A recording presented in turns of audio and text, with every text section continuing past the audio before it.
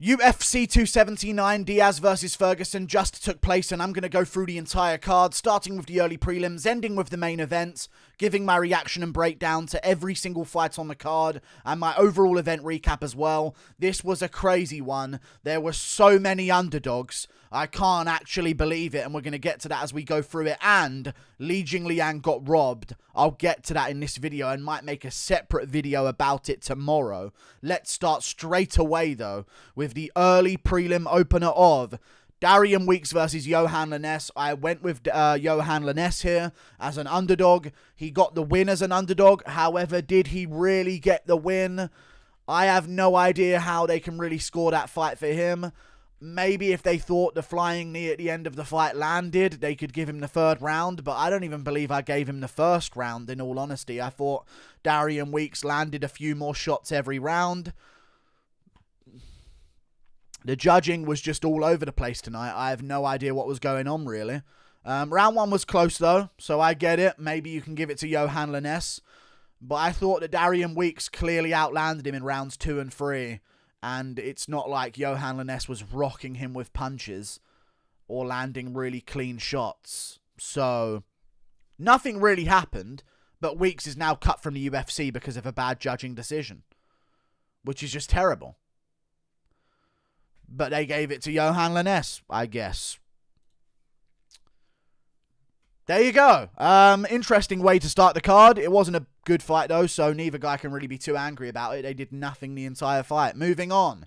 Up the card, Elise Reed versus Melissa Martinez. I went with the favourite, Melissa Martinez, here.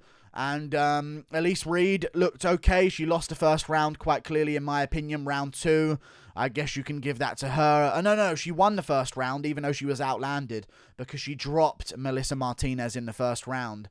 But then round 2, she started to get outlanded quite significantly, and Melissa Martinez even spent some time on top of her as well, and landed some good inside leg kicks throughout the fight that were really bothering Elise Reed in the contest, and landed some really good shots at range, so good job to Melissa Martinez in round 2. But then in round 3, Elise Reed realised that basically she was stronger in the clinch than Melissa Martinez. But then at one point, Melissa Martinez just threw herself on bottom because it's women's MMA and you can't predict anything. I thought I was about to see a Melissa Martinez win after the second round and see her make a bit of a comeback. She was chewing up the leg of Elise Reed and beating her on the feet at range, but she just threw herself on bottom. And she had top position over Elise Reed, who had destroyed legs from the fight. So what did she do? She let her stand back up and gave her another chance into the fight when she could have really just stayed in full guard on top and won the whole thing. Interesting decision making, but Elise Reed wins, so good for her. She's still in the UFC. Moving on. Up the card, Heili Alateng versus Chad Anheliger. I picked Chad Anheliger to win, and Heili Alateng got the job done again. Another crazy one, outcome-wise, 30-27, Chad Anheliger to Heili Alateng. Chad Anheliger just wasn't really committing to enough shots, and I'm not sure why he didn't really kick it into second gear, because he clearly wasn't winning the whole time. Like, it was close, but then Heili Alateng would rock him with a shot, and then it would be like, oh, Heili Alateng wins that round then. I just don't understand how Chad didn't switch it into second gear, try something else, because, yeah, Heili Alateng got the only 2 takedowns. Chad didn't even try one. Heili Alateng just beat him at range every single round and rocked him on occasion, and Chad Anheliger seemed completely okay with that, which is a very interesting fight tonight, in my opinion, but Heili Alateng got the job done in a very slow-paced fight, but it was alright. It was reasonably entertaining. Moving on to another fight up the card, which was Norma Dumont versus Danyelle Wolf. The first reasonably entertaining fight of the card. I gave Norma Dumont round 1. She outlanded Danyelle Wolf, landed the better shots as well, and just looked way better at boxing, which is crazy because Danyelle Wolf was the boxing world champion or national champion boxer and all this and all that, so that just goes to show how women's combat sports are in terms of skill level. She was getting outboxed by Norma Dumont. I know the leg kicks definitely played a part of it as well, so I'm not going to say it was completely down to the boxing, but at the same time, yeah. Clear win from Norma Dumont. Round 2, she dropped her twice, which was a crazy circumstance, or hurt her once badly and then dropped her the second time that she landed a big right hand badly, and Danyelle Wolf was really hurt, so that was like a 10-8 round in my opinion. Only one judge gave it a 10-8 round though, but round 3, Norma Dumont just said, oh, you know what? This is MMA. I'm going to take you down and dominate you in round 3. And I spent the entire time watching Norma Dumont's fat ass shake around on top position. And Danyelle Wolf's 39 and started a career. And it's failed. So that's a real tough pill to swallow. Good job by Norma Dumont. Moving on. Chris Barnett versus Jake Collier. Crazy fight. Absolutely crazy fight. In all honesty. Really crazy fight. Jake Collier's dominating Chris Barnett. I picked Jake Collier to win. He's dominating Chris Barnett in the first round. Rocks him badly twice. Don't get me wrong, Barnett's landing some shots back to where I'm thinking to myself, oh god, hang on a second dude. You know, Collier's really trusting in his chin. Maybe a little bit too much in this one. But, you know, he got caught a couple of times, but he landed the better shots back on... what's his name? Chris Barnett. Rocked him all over the place a couple of times. Hurt his nose. Busted his eye open at one point as well. And Jake Collier was destroying Chris Barnett with kicks at range as well. Looking really good on the feet and having some good moments. He even got a trip attempt in round 1 and ended up on top and landed some big shots there. But apparently, even though he doesn't look like it at all, Chris Barnett's got unreal cardio because in round 2, Collier winning again. Barnett having moments. Collier looking for the clinch. Gets a sweep, tries to get a sweep, doesn't really get it, and Chris Barnett pounces into action like he's starting the fight all over again with cardio, slides to the back position and starts raining down shots. And it wasn't even like a TKO from like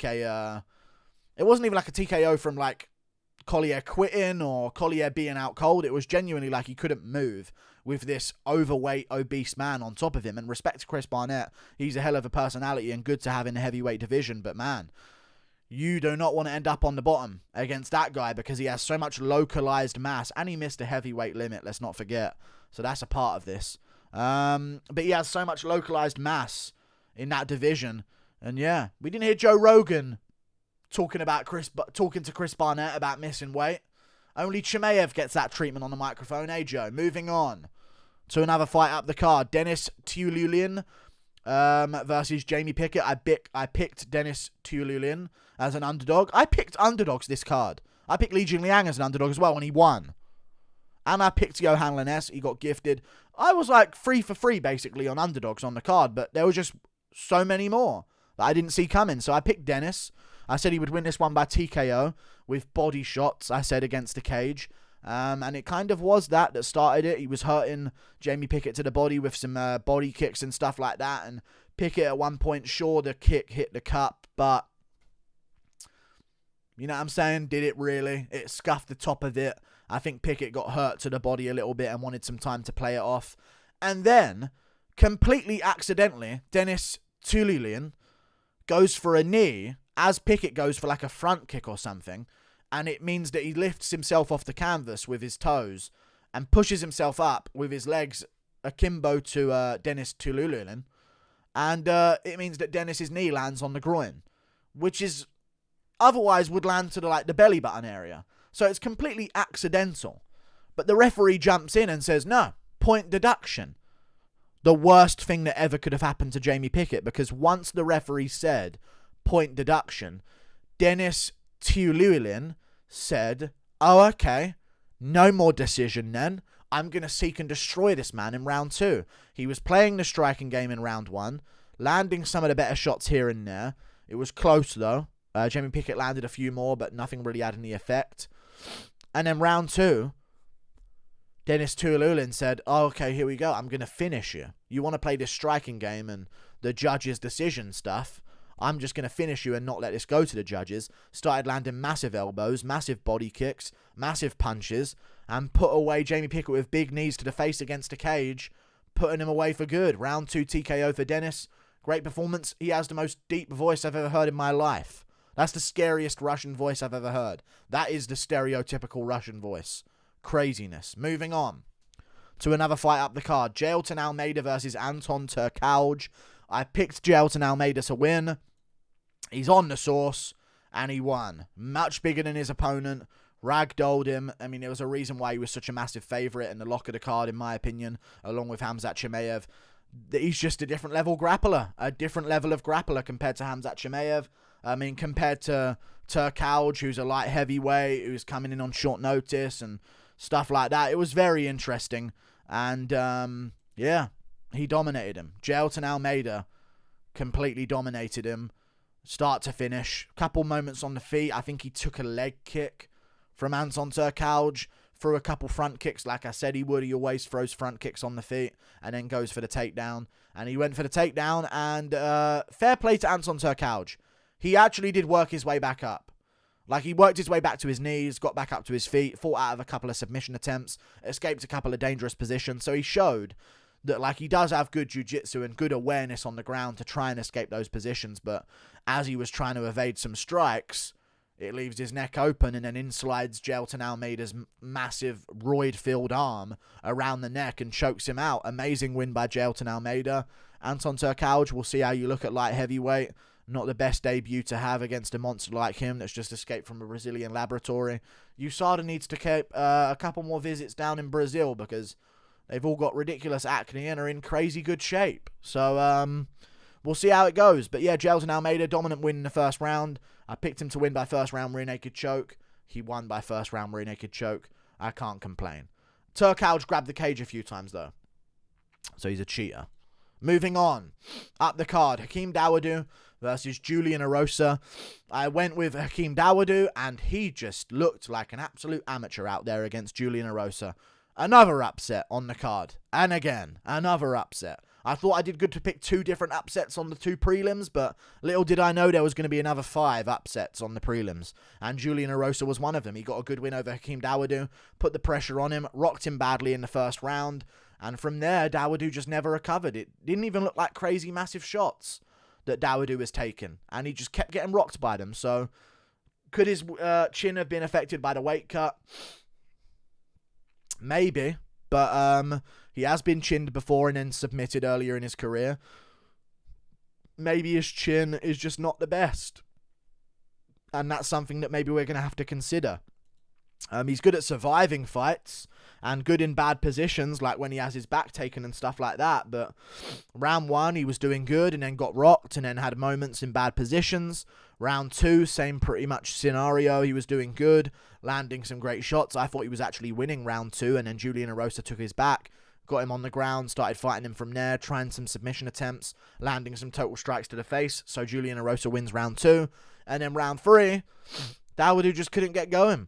Couldn't get going, was doing okay again, winning the fight maybe in the early part of the round, and then all of a sudden the pressure was too much from Erosa, and Erosa melted him. So all this mean Hakeem stuff's got to stop. He ain't a contender, and probably never will be. Julian Erosa is destroying featherweight contenders. Paddy Pimblett's win over him, when Paddy Pimblett was like a 20-year-old man, 21-year-old guy, is aging very well, because this guy's just beat Charles Jourdain, Nate Landwehr, Sean Woodson, Hakeem Dawodu. He's beaten Jamal Emmers. He's beaten every prospect. So yeah, Julian Erosa, great job, dude. Amazing performance. You melted another guy. Moving on to the main card, Johnny Walker versus Yohan Cutelaba. Man, Walker can't take a punch, but Cutelaba can't win. That's the situation here. Johnny Walker gets the submission in round 1 via rear naked choke. And amazing win by Johnny Walker. He looked good. He looked great in the grappling. Acne all over his face. Giant guy for the division. Cutelaba is a 195er, and it's sad because he's too small for these light heavyweights, and he can't cut down to middleweight. Johnny Walker looked good, though. He did look good. He looked good defensively in the grappling. He ended up on the ground at one point, but Cutelaba wasn't really doing too much with him. Eventually, they ended up in a bad scramble where Johnny Walker took the back position and sunk in the hooks real quick. He was on it like that, so very athletically taking that position. And Cutelaba tried to fight the hands as long as he could, but Johnny Walker was just fighting him better and getting his hands free and looking for rear naked choke attempts. And eventually he found the right one and sunk it in. I thought maybe it was going to be on the side of Cutelaba, but Walker started sort of angling himself to make sure Cutelaba turned into it and got the rear naked choke in round 1. Amazing performance by Johnny Walker. Gets the first round submission with a rear naked choke after effectively out-grappling Yohan Cutelaba, the Sambo specialist. A crazy night of fights. But good job Johnny Walker, who was then not allowed backstage and hurried out completely and shooed and sent out to the streets with no shoes on. Crazy. Moving on. Irene Aldana versus Chiasson. Crazy. What's going on this card? Irene Aldana gets the first ever heel kick from on bottom, up kick, liver kick KO. She was losing. She was on her way to losing that fight, sorry. She did great in the first round. She almost had an armbar. In fact, Macy Chiasson tapped to the armbar, but then the ref didn't see it, so they continued, and eventually she fought out of it. I don't know why women's arms are so flexible, but they are, unless they're Jessica Rose Clark in that case. She gets it broken every other year. But Irene Aldana, Macy Chiasson, Irene Aldana is tough, and she was doing good in the first round, and she was rocking Macy Chiasson in the first round with big shots.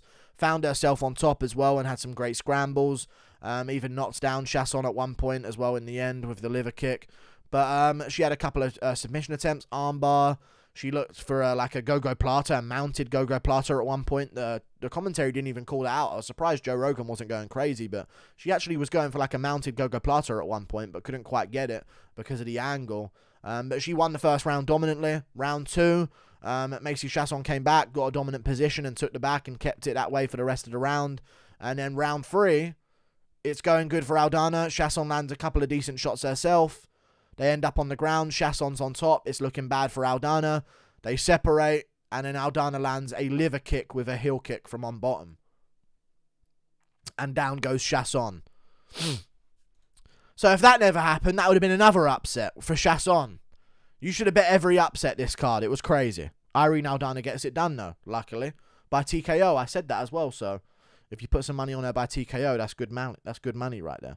Moving on, Jingliang versus Daniel Rodriguez. Jingliang won this fight against Daniel Rodriguez. I had it 30-27, but it was at least 29-28 based on the first and third round. I know you're going to look at the numbers and say, well, D-Rod landed more. They were not landing really, though, were they? They weren't landing those jabs really, were they? A couple of them were. Couple of them were landing, I get that, but they weren't landing really, were they? Let's be real. And the referees need to see that. The judges need to see that, sorry. Round 1, clear as day, Jingliang. No problem whatsoever with that. He won the first round. Leg kicks, landed the better punches, went to the body a lot as well and landed better shots there. Round 2 is close. D-Rod landed effectively more. But I thought Jingliang landed the better shots. Also, Jingliang rocked D-Rod at one point with a right hand in the first round. But I thought Jingliang landed the better shots in round 2. So it was an argument for me on the volume of D-Rod's jab versus the effective different shots of Jingliang to the legs, to the body, to the head with a couple of shots as well. And then at the end of round 2, Jingliang got a takedown. So I thought to myself, okay, close, volume versus damage. Takedown wins it for Jingliang in my brain. Round 3. Jingliang wins round 3. He landed the better shots. When they leg kicked each other, Jingliang's were better. When they landed punches on each other, Jingliang's were better. When they traded shots, Jingliang got the better of the exchange. He had better shots to the body. He landed shots to the body. Daniel Rodriguez didn't. He just peppered a jab that got slipped out the way of non-stop throughout the entire fight. And you're going to say, oh, he had a higher striking accuracy and all this, or a similar striking accuracy. I don't... Dude, that jab was barely landing. Not one of those jabs did this to Jingliang's head. Not one of them. He was slipping, rolling with them. They might have been gently kissing his cheek as he rolled with those jabs. I can't believe they gave that fight to D-Rod. Round 3 should have been Jingliang's round. Round 1 should have been Jingliang's round. 29-28 Jingliang. Round 2 is close. He got a takedown at the end. How can we give that whole fight to D-Rod? He had a 10-pound weight advantage. He still lost to Jingliang. Jingliang, 34 years of age. If he won this, it would have been Vicente Luque, a top 10 opponent. If he won that one, he would have been on his track to a title elimination bout, or a top contender at least in a massive named bout. Now he's 34, unranked at welterweight, coming off a loss. They're playing with careers. They're playing with people's careers, man. He looked great. He looked improved. He looked the best he's ever looked, and they robbed him against someone with a 10-pound weight advantage. Moving on.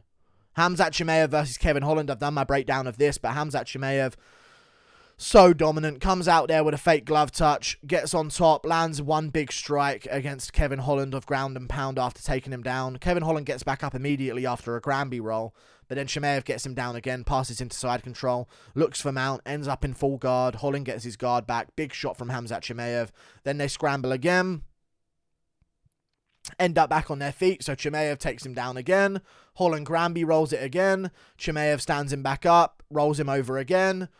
Ends up on top again because he never stops relentlessly with the takedowns. Ends up getting the submission with a dash choke. Kevin Holland did everything he could, tried every way out of it, but he couldn't prevent the inevitable. And that was a Khamzat Chimaev submission in the first round, which I predicted would happen. So amazing win by Khamzat Chimaev. Really good performance from him. Make 170 against Colby Covington and will talk titles in the welterweight division with Khamzat Chimaev. Amazing performance from him, and he went full heel, which I really appreciate. Moving on, Nate Diaz versus Tony Ferguson. Nate Diaz was winning the fight against Tony Ferguson, and then he got a submission in the 4th round.